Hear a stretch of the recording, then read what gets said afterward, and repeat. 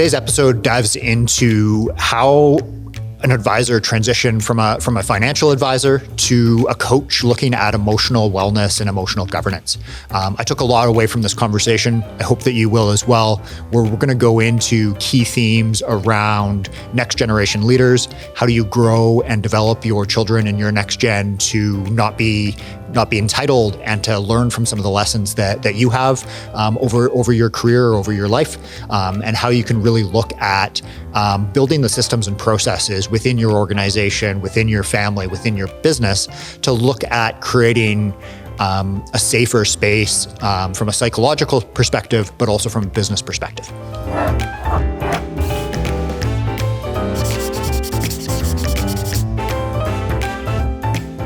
Well, welcome to Table Talk, where we explore the stories and successes behind business families and business family advisors.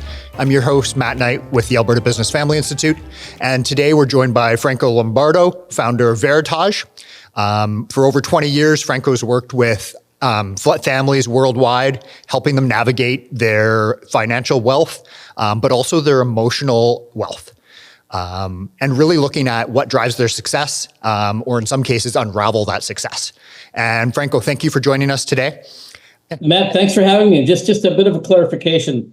We don't look after financial wealth anymore. I used to be a financial advisor. We focus exclusively on the emotional side of wealth and its impact on succession and transition.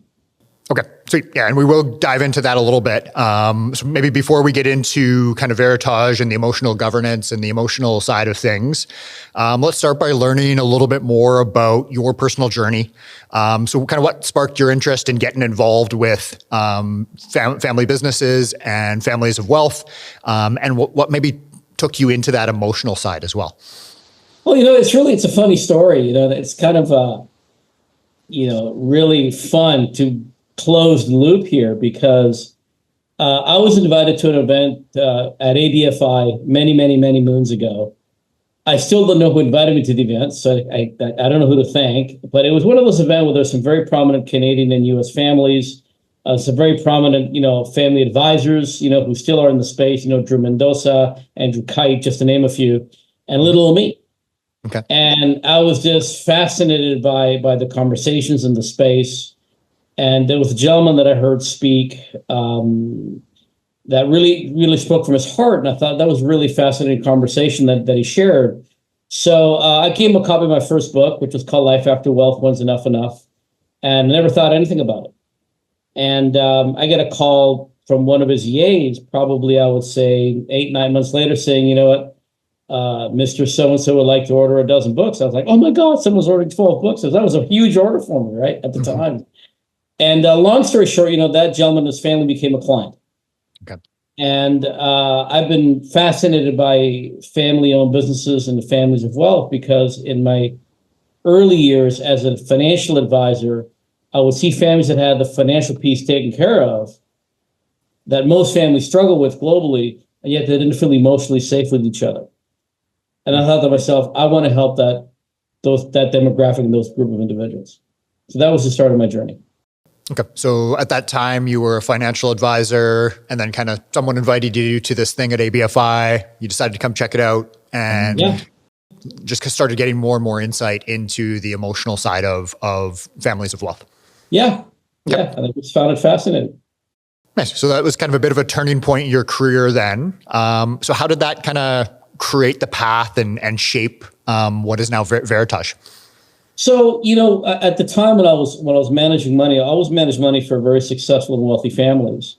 And I started to see a trend within myself. And the trend was that the more money I was making, the more arrogant and self-centered and an a-hole I was becoming. And I thought, that doesn't seem right. There's got to be something wrong here. So I went and hired a coach who I still work with to this day. And he helped me realize that I was using money as a substitute for something that had been missing inside of me, which is the need for, which I didn't feel significant or valuable in. So as I started on my own journey, I thought maybe it can help families of wealth with these similar issues. At the end of the day, we're all human beings facing similar issues. Shame is shame, guilt is guilt, anger is anger, sadness is sadness, and so forth. And wealth typically magnifies that. Yeah. So really focusing on kind of not using wealth as kind of a cover, but actually really trying to figure out who you are and what brings meaning and value to your life. Yeah, exactly. Okay. And then that led you into starting a company that focuses on that. How long until you got away from the financial advisory side of things? So I left the financial advisory world in 2008, actually July of 2008 to be exact. So it was kind of a serendipitous moment when the markets went south. Okay. And I created Veritage. And, we've been focusing on what we call emotional governance, coaching families to really better understand why they do what they do, to come to a place of respect, trust, and inclusion for each other so they can make joint decision making. Because, when there's a founder, they're the decision maker, right? So they've got a board of advisors, but they end up making the decision. But once you go to a sibling partnership or cousin consortium where you've got multiple personalities involved, those human beings are best positioned to work together if they trust, respect, and include each other in the decision making. Okay. Interesting. So emotional governance is kind of a bit of a unique term. You don't hear it from every advisor. So kind of a unique spin on the service space as well. Can you explain more kind of like what exactly does that term mean for you? And then maybe dive a little bit deeper into why it's critical for families who share either wealth or business interests. Okay. So let's go back a little bit. So I believe that every human being wants to feel emotionally safe within the relationships, within themselves, and with their wealth and their environments. The challenge is most of us, but every one of us actually, comes from this thing called family, where somewhere along the line we're made to feel emotionally unsafe, either intentionally or in most cases unintentionally. So we made the decision, humans make the decision that it's not safe to be myself within this group. It's not safe to express myself. It's not safe to express my thoughts and my feelings because I'll get shut down, ridiculed, made fun of. So we operate in this paradigm of not feeling emotionally safe. So I created a concept called safe space, which is how does an individual find emotional safety within themselves first, and then find it within the relationships and the family dynamics. Now, emotional governance is basically a concept of we all know what's the right thing to do, but yet most of the times we don't do it. Okay. So emotional governance is managing our emotions, governing our emotions that's aligned with who we truly are, not based on not feeling emotionally safe. Does that make sense? Yeah, I know that does make sense, Franco. So for me, in kind of some of the family business courses that I teach, we talk about governance as really being, the systems and processes that creates order and structure. So I can see that working really well in that emotional regulation space, especially when you think about how do you feel safe with families? How do you feel safe in your business? How do you feel safe when, people might meet you and make assumptions based upon the business or the family that you come from? Yeah, and the challenge that the industry faces, and actually a bit of a downfall, in my opinion. And when I talk about the industry, I'm talking about families and advisors within the same group, is there's belief that traditional governance will manage the dynamics and emotions and behaviors, and it doesn't, right? Yeah. Because the human being has to manage their own emotions. And if we're a sibling partnership, and for some reason I don't feel emotionally safe with you, we could have a great governance document, but if that underlying emotional safety isn't there, that governance document is not as efficient as it could be. Yeah, it's pretty hard to create a policy around feelings or feeling safe. So successful families have two sets of governance. They've got traditional governance, which is made up, of shareholders agreements and trust documents and codes of conduct and family charters, family constitutions. And then they've got this other thing called emotional governance, which manages the human beings within that system. Okay. So they can all feel emotionally safe with each other. And then you overlay traditional governance, and now you're cooking with gas. Okay, interesting. So when you talk about that safe space or kind of that emotional wealth side of things, how do you go about creating that safety for people? Well, we don't create it. They create it for themselves, right? So fundamentally, we coach. Okay. We help individuals understand why they do what they do, right? So we all have Every human being has pain, and every human being has fear. Now, the challenge is most human beings don't want to feel the pain or face the fear. Yeah. So they create these constructs to avoid the pain and fear. But eventually they're going to feel the pain and face the fear, right? Mm-hmm. So the work that we do is we help them understand, why do you do what you do? Why do you avoid? Why do you people please? Why do you want to rescue? Why are you the victim? Why are you the manipulator? Not judging it, just saying, this is water. It's not Coca-Cola or a glass of wine. It's water. I'm not judging it. It just is. So they get curious about why they behave the way they do. Then the question is what you're currently doing serving you in what you truly want? Now they can choose to change it. So it's a coaching process we take individuals through. Yeah. Where eventually they get to understand their mechanisms, their perspectives, their paradigms, and they see it. Mm-hmm. Because if you don't see it, you're just operating blindly, repeating patterns, doing the same thing over and over and over again. Yeah, interesting. Okay. So explain, and I know this may be going back a little bit into your personal journey, and maybe I should have started with this, but a lot of the things that you're explaining doesn't really sound like they would be in the toolkit of your average financial advisor. How did you kind of go through and get the ability to coach or learn that ability or, start to understand these emotional or psychological things better? Did you take some courses? Like, what take us through your process? Well, what I did was I worked with a coach, and my coach was, compassionately direct, mm-hmm.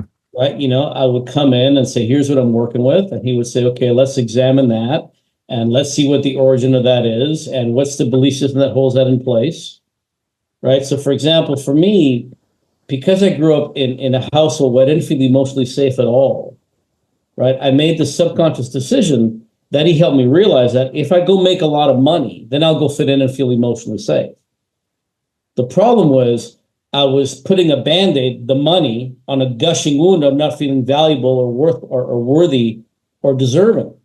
So I never fixed the wound, mm-hmm. right? So as I was able to go and understand and peel the layers back of why was Franco behaving the way Franco was behaving, then I was able to say, now maybe the behavior of trying to make a lot of money and trying to be flashy and trying to find significance isn't really what it's about. Yeah. So maybe stop that behavior. So as I tell my clients, if you want different, you got to do different. And to do different, you have to become different. We have to shift the thinking inside. We have to shift the wiring. Yep. Yeah. And if I pick up on kind of two keywords that you use there to really look at how you shift that focus is, I think it's, you talked about both fitting in and then you talked about belonging. And I think you started to use them as almost, meaning the same thing. But I think the further you get into this journey, the more you realize that, by trying to fit in, that it's not actually going to create that sense of belonging that a lot of these people might be looking for. Yeah. So what happens if I try to fit in, I'm giving up part of myself. I'm giving up my own self-belonging. And that creates the conflict and it becomes addictive, right? So what's interesting is what I've realized in my journey is what I was really seeking was a sense of personal peace and being okay with who I am, the good, the bad, the ugly, the warts, all of it, mm-hmm. and being absolutely okay with it. Yep. Yeah, I realized that money wasn't going to do that. The hot girl wasn't going to do it. The car was going to do it. The wine was going to do it. I had to be comfortable with me. I had to face my stuff and be okay with it, not try to hide it. Yep. Interesting. So if a client came to you and kind of explained a similar thing of that's kind of what they're feeling, what process would you take them through? Like what would you coach them on? Well, I've created a coaching process, based on my own journey and, over, 18 years of tweaking stuff, right? So we have a coaching process we take individuals through, right? So the first thing is we help them really understand. So it's got three components to it for the individual coaching. Mm-hmm. We start out with what we call the valley floor. And I'm a big believer in metaphors, yep. And because you can visualize it, right? So the valley floor is, there we are in the shadow of the mountains, really very little self-awareness, very little self-consciousness. We just keep doing the same stuff over and over again, staying in the dark, right? And nothing changes. And as they come up the journey to what I call base camp, they have an understanding of what their safe space is. And safe space, simplistically and complexly at the same time, is what we didn't get enough of as a child and still seek as an adult. Another way to put it is what we seek out there that we're missing in here. Yep. So for me, I was seeking connection out here because I didn't belong. I didn't fit in. So my personal safe space is connection. So when I'm connected with myself, I'm in a great space. There's internal peace. Yep. Okay. The next evolution is base camp to summit, where we help them understand what are the anchors that are holding them back, right? So what are the emotional traditions? What are the emotional addictions? What are the repeatable patterns that they keep doing over and over again? Like, for example, people pleasing or avoiding or rescuing, right? And then when they get to summit, which is the highest version of themselves, then the question is, how do you maintain it? Okay. Yep. Right? So we have a very simple tool, which is the most powerful tool in our arsenal, called the awareness tool, which is really about observing ourselves whenever we get triggered. Yep. So kind of like really much building on that climbing or mountain metaphor, where you start in that, you kind of within the valley floor, move up to the base camp, and then eventually go to that that version of yourself that you want to see within the base camp. Yes. Okay. Yes. The challenge in family businesses is individuals, they want to be part of the system called the family business, but they don't know who they are. Mm-hmm. So they're lost. They're trying to fit in. They're trying to please, trying to make people happy. Yes, I'll take it over, but I don't really like the business. And then there's the golden handcuff pieces, all these things that hold them there. And they end up being a version of not who they really are. They end up being someone else. Yep. And they're really unhappy. Yeah. And I think almost every family business person I meet, for the beginning of their career said, I want to do anything but being in this family business. And that's where, I think maybe they start with the trying to fit in piece. And then after they go away, maybe do some more education, maybe try some other careers or jobs out. Often they end up coming back. But when they do, they feel that stronger sense of belonging that really makes them committed to being there and wanting to be there, which I think, from what I've seen, makes a huge difference. So without kind of getting into any specific clients or anything like that, could you walk us through a couple examples of how you've implemented emotional governance to help a family kind of transform into a more collaborative environment or build those safe spaces? So I'll give you a couple of examples. So one of the tools we use is called the money myth, which is our subconscious belief about money. Okay. So I was working with a family. So father started the business, 3 children, 2 boys and a girl, classic male dominated business, right? They were in construction and development. And the daughter wasn't really involved. She didn't want to be involved. She was actually constantly pulling away, right? So when we helped her understand her belief about money, she shared a story of that when the parents were building the business, there wasn't a lot of wealth. So she called that happy times, right? We would travel in the caravan. It was all happy times. And then as the family started to accumulate wealth, she would see the family's friends start to have blowups. Families would break up. There'd be addiction problems, drug problems. So in her mind, she goes, money's responsible for that. That's money's fault. Okay. So therefore, being associated with money is very dangerous. I want no part of it. Right? So once we were able to help her understand that, she went, oh, that's what's been keeping him away from being involved. So now she runs the family foundation, is very involved with her brothers as co-owners, right? But we had to remove that blockage. Okay. So really getting into almost more of that meaning piece of, her and her brothers maybe saw more meaning in the foundation than they did in the family business? Or No. For her was removing the block of money means this. Okay. Money's dangerous. So therefore I want nothing to do with it. Okay. So changing her relationship, her beliefs about money, right? Okay. Right. Wow. Another example, helping a founder understand that, very controlling, like a lot of them are, right? And they're controlling because that's what creates success. But at the same time, realizing that wanted to have the children take over, but was constantly controlling. So he would set up the stage where he set up the kids to fail. So he'd come in and be the hero and rescue and solve the problem.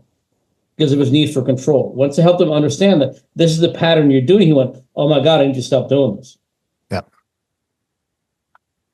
So it's really about helping people really see what they do, but most importantly, the impact that that behavior has on the system that they're a part of.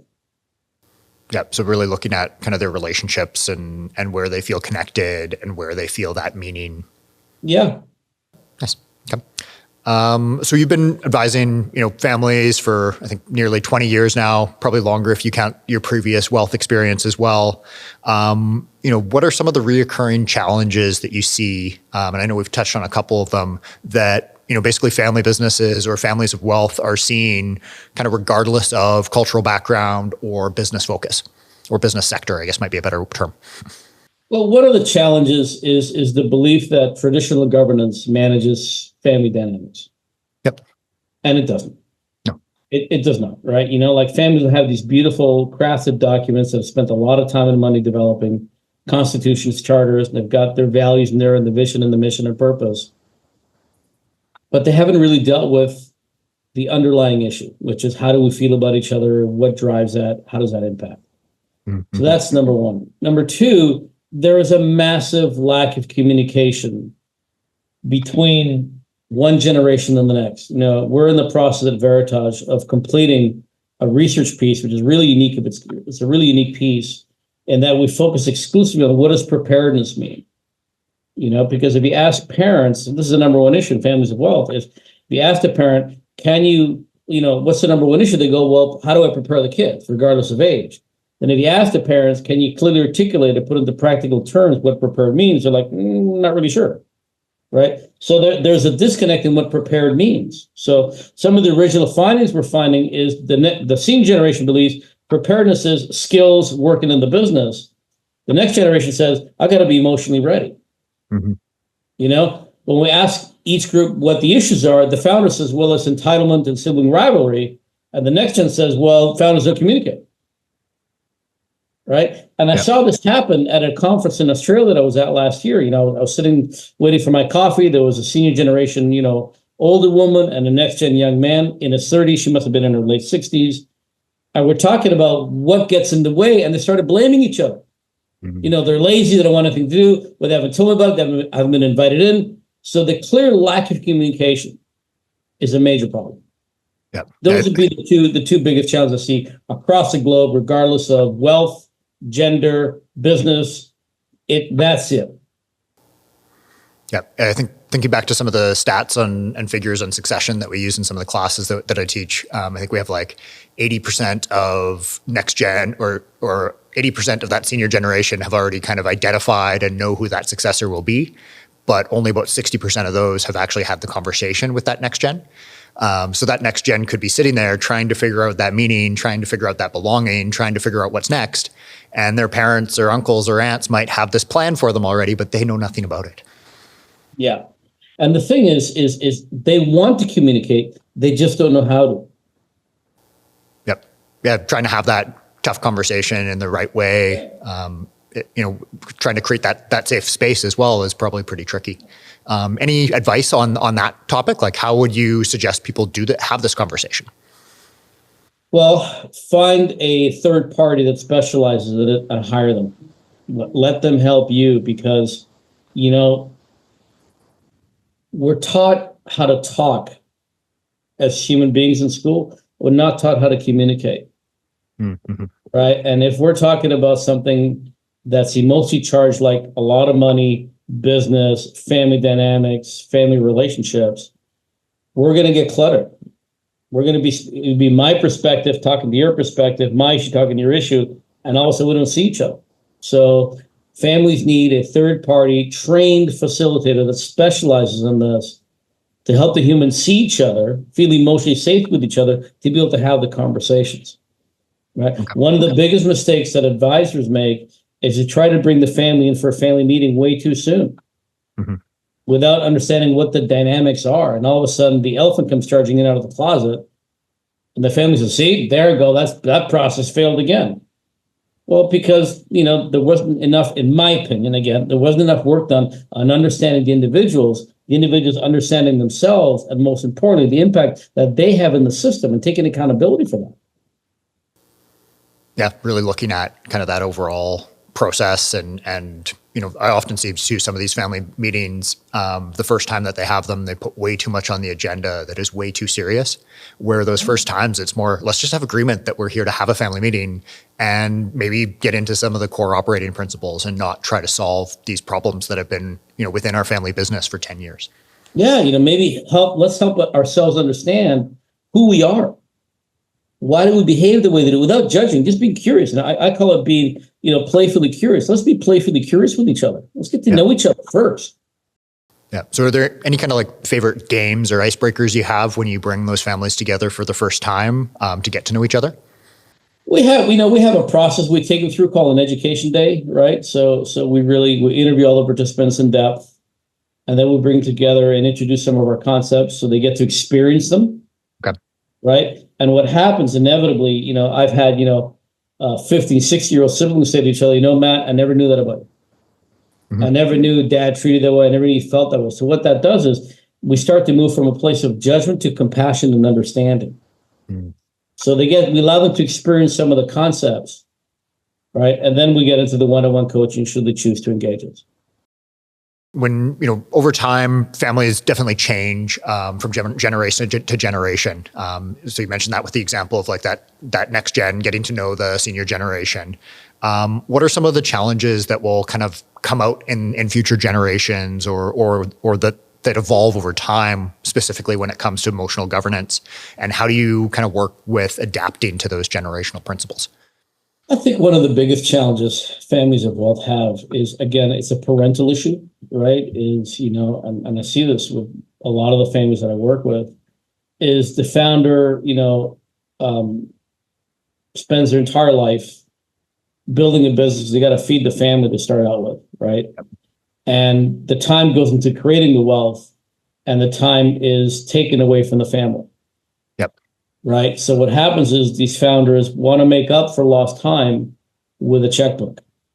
Mm-hmm. Right? And they're two very different currencies. Yep. Right. So what the founders do is say, well, I suffered building the business, therefore I don't want my children to suffer as they grow up. So they make it a little easier for them. They buy them houses, some of them, give them work in the family firm. That maybe they're not qualified for, maybe they get overpaid. I'm not saying all of them, but some of them do. And this starts to create a sense of entitlement.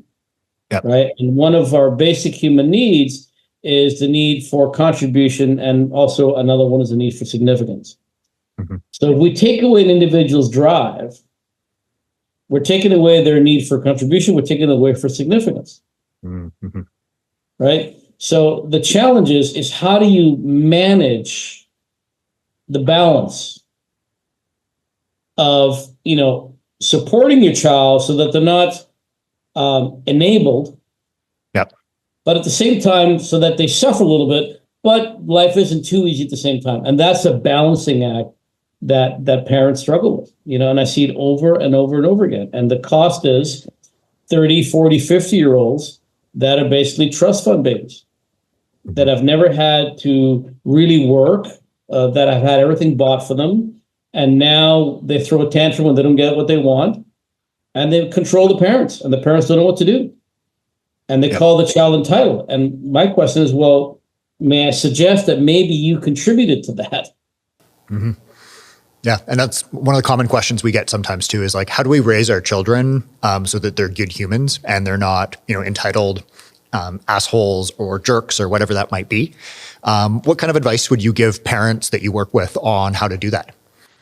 Let them suffer and let them be accountable. So I'll share a personal story of mine, and I've got my son's permission to share the story, so that's where I can share it. So, yes. As you can imagine, I travel a lot. A lot of my clients are all over the world, so I've got a lot of airline points. So one day before I was leaving for Australia, my son says to me, "Hey, Dad, can I get can you donate points to fly me and my girlfriend out to Vancouver?" He was living in Ottawa at the time, going to Carleton. I said, "Sure, no problem." So I donated the points. I said, but she's got to pay for the taxes because she's got to have some skin in the game. It was no problem.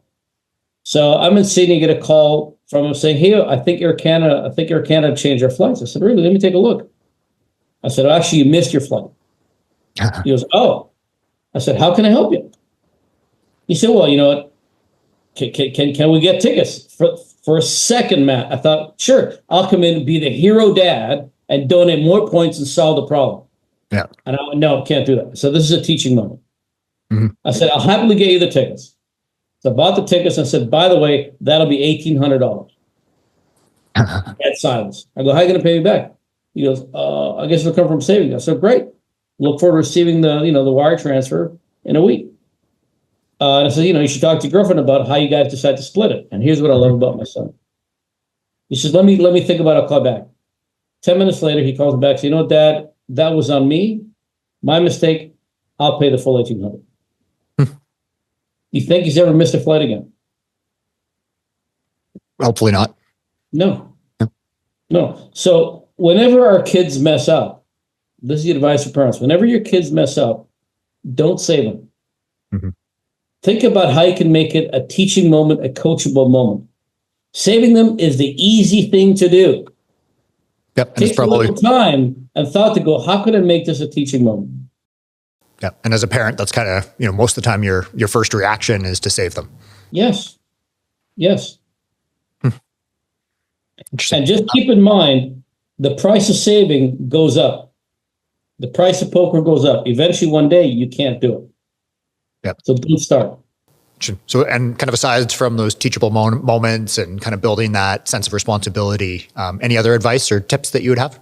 Yeah, get your kids into coaching as soon as possible. It's the greatest gift you can give them is for them to understand themselves. Yep. We coach as young as 14-year-olds, right? But, I remember my son uses my coach. The more we understand ourselves, the younger we start, the more in control we are of how we choose to react to situations. Yep. And the more you know about yourself too, the more you can kind of give to others to support them and build them in this journey. Correct. And the more you understand about yourself, the more you'll understand others. So kind of tying into that next gen piece a little bit, another thing we hear from a lot of family businesses around how do they kind of focus on that legacy, whether it's on, name or business or charitable contributions or things like that. How do you help kind of frame legacy in terms that kind of go beyond the financial measures? I think the greatest legacy we can leave as a human being is responsible children and contributing children. Okay. Right. So I think, again, when I talk to clients, when I do my speaking engagements, and even in my books, I talk about the wealth, the most valuable asset class in the family's wealth portfolio is the human capital, it's the human beings. Right. Yet most families don't invest enough in that asset class. Okay. Right. Yeah, that makes sense. It's like a friend of mine who's part of a very wealthy Singaporean family. They've got a family office, and he says, if you've got a family office, you've got way too much money. And he says, what happens is family offices invest all their time and money in how to accumulate more money, but don't spend the time on how to educate and prepare the humans on how to handle the pressure of that money. Right. So legacy, in my opinion, is really about how do you manage the human capital in your system, particularly the next generation, because they've got the impact to positively impact the financial capital. Yep. And the social capital, which is the family, and they've got potential to negatively impact. And statistically, it's the latter. Yeah. And maybe it's, I know family offices, especially in Canada, are a little bit more emerging, but, from a research perspective, we see a lot of the role of family offices is in kind of that coaching and that emotional side and kind of helping the family prepare the next generation when it comes to education and things like that. Yeah. Yep. So let's maybe look more at, a lot of the conversations that we've started with today and some of the things that you've mentioned. I can imagine they're hard for some families at first. Imagine you probably get some resistance to wanting to spend time on coaching and wanting families to invest in emotional things instead of financial things. How do you tackle this resistance that comes from families? How do you kind of show them that it's worthy of their time and of their investment? We don't. They either want to engage us or they don't. What we do, people buy it, we don't sell right? People either see the value in it or they don't. I'm very clear that we only serve folks that are really committed to family Mhm. and to growing their human capital. Okay. Yep. So you started with that introductory conversation. You talked about one of the books you authored or co-authored. What are some of the other books that you've done? Tell us about some of those and maybe the reasons behind some of those books. Yeah, so the first book was called Life After Wealth, When's Enough Enough? And I wrote that book because when I was in my financial wealth management practice, clients would come to me saying, what's the number? Mm. And I realized it was the wrong question. The question is, what's the lifestyle? And then the number funds that, right? And then I wrote a book called Money Model, The Path to Authentic Wealth, which is really around the emotional side of money, which is our belief about money. We have beliefs about men, women, God, sex, power, and one around money. And I find it interesting that society, we focus on the how and the what of money and have not focused enough on the why. Why do we behave the way we do with money? And then along there, I did some research, was my first piece of research, and I had a question that I want to answer. And the answer was, is there connection to correlation between how one treats their money or how one does money and how one treats relationships and how they do relationships, and they're directly correlated. So how we do one and we do the other. Okay. We've got a white paper on that. So if folks want to learn about that, you can happily just have them email us. We'll send it to them. Right. So then the next book was Great White Elephant, Why Rich Kids Hate Their Parents. And I realized that the Great White Elephant was people weren't having the conversation they need to have. Yep.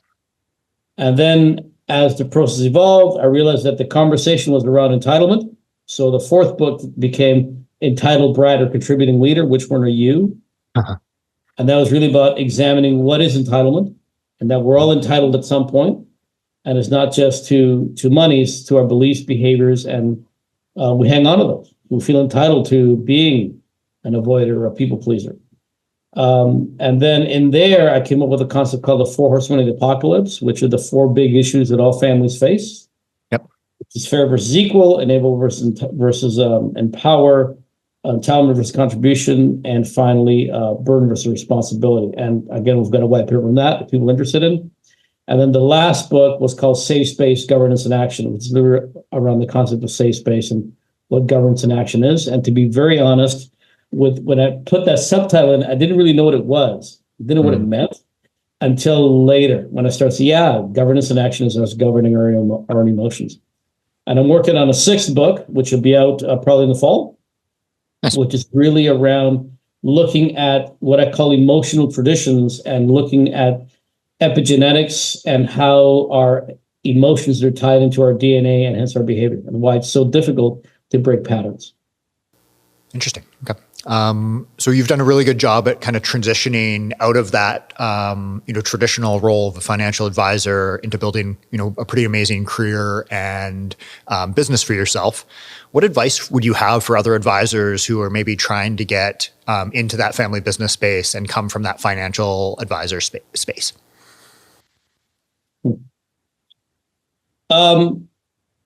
Be mindful to stay in your lane. Don't try to be something that you're not. Yep. I see a lot of advisors try to be coaches and behavioral experts, and don't do it. It's dangerous.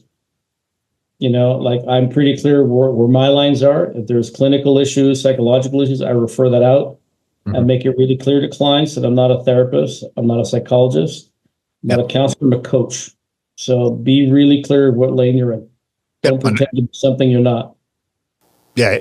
Anytime you step into that scope group is pretty dangerous as a consultant or an advisor. Like if you're into something that you don't understand, it's not a good place to be. If you're not capable to handle a meltdown or something going sideways, you can do more harm than damage. You can do a lot more harm and damage than good. So be very, very careful. Yep. Nice. Okay. Being advised to try to do that. Yep. Yeah. No, that makes sense. So kind of with all the experience that you've had over the years as well, what's been the most rewarding part for you as an individual? Oh my God.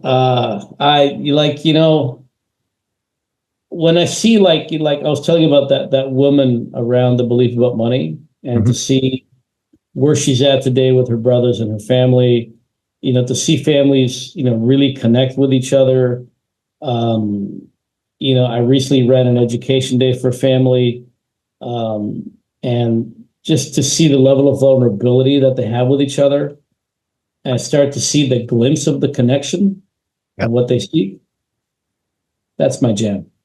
Nice. So kind of starting to see that transformation. Yeah, my my personal purpose is to create a safer world, Mm.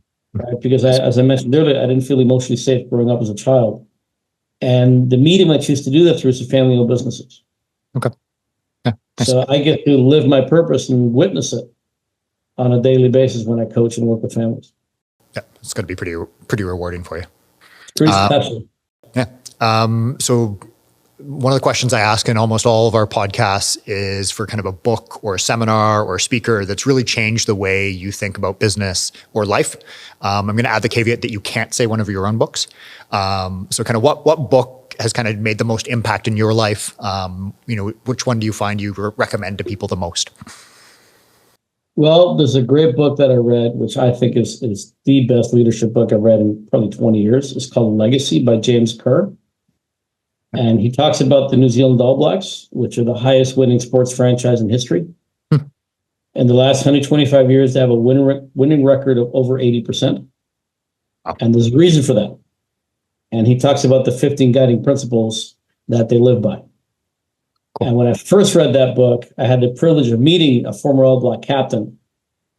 And, big burly guy, I expected, some guy really thick, but no, he was really smart, 2 degrees. And he lived those principles, right? So that book is really, really powerful. One of the concepts is leave the jersey in a better place, which is really transferable to family businesses. Leave the business in a better place. Yep. So that is a really powerful read. Love that book. Nice. I hadn't heard that one before. And then the other thing is anything from Brené Brown. Yep. Okay. As people say, vulnerability is the new power. So maybe it's vulnerability, but thinking ahead as an advisor in the next 10 years in this space, what do you think is going to be some of the changes that family business advisors and family business coaches see? I think there's going to be a fundamental need to really focus more on the human side, the dynamic side of things. Yep. We're already starting to see some research work being done around mental health and those sort of things. Andrew Kite recently wrote a book about mental health in the space, which I think is a great read. So there's going to be more of a shift towards the family dynamics, mental health side of things, which I'm glad to say is about time. That's why we've done the research we've done around preparedness, because not enough time or respect has been paid to that side of the equation, which I think is critical. It's the foundation. Yep. Yeah. And not enough people are kind of having that conversation around that emotional impact that it can have. But we are seeing more and more people having that today. And it is definitely making an impact and making some workplaces a lot more positive. So I think it's the more we can get that transparency, the better cultures of family businesses and businesses and families maybe. And Matt, we all want to feel safe. We all want to be able to feel vulnerable with each other. It's just we don't know how to, and we haven't had the space for that to happen. So it's starting to happen, which is great. Awesome. Well, Franco, definitely appreciate your time today. Really enjoyed hearing your insights about how kind of families can protect and build more than their financial wealth and actually looking at the emotional side of the business. So like we just talked about there, really one of those conversations that has to happen a lot more often in all families and especially in business families. Really also inspired by how your engagement with ABFI way back in the day, even though we don't know who we can thank for that, and I probably don't have the paper files to be able to figure that out, but really happy to see how that transformed your life. So as a nonprofit within the University of Alberta, being able to see that meaning and that impact that we've made on people is pretty awesome. And lastly, for any listeners who want to connect with you or learn more about Veritage, how do they reach out? How do they find you? They can reach out to my team, admin@veritage.ca. They run my calendar, because if I try and do it, it's a disaster. Yep. Right. So they run that. They can go to our website, veritage.ca, as well. It's a whole bunch of resources on there. And so just, anything here we can do to help. And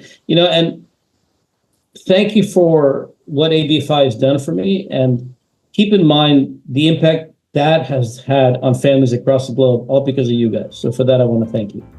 Thank you again for joining us. This has been another episode of Table Talk with ABFI. Really hope you enjoyed the discussion today with Franco Lombardo with Veritage. If you've enjoyed this podcast, please subscribe, please share, please talk about it with other people if you feel they need to hear these messages. And until next time, I'm Matt Knight. I want to wish you all the best of success within your family business and within your career as a family business advisor.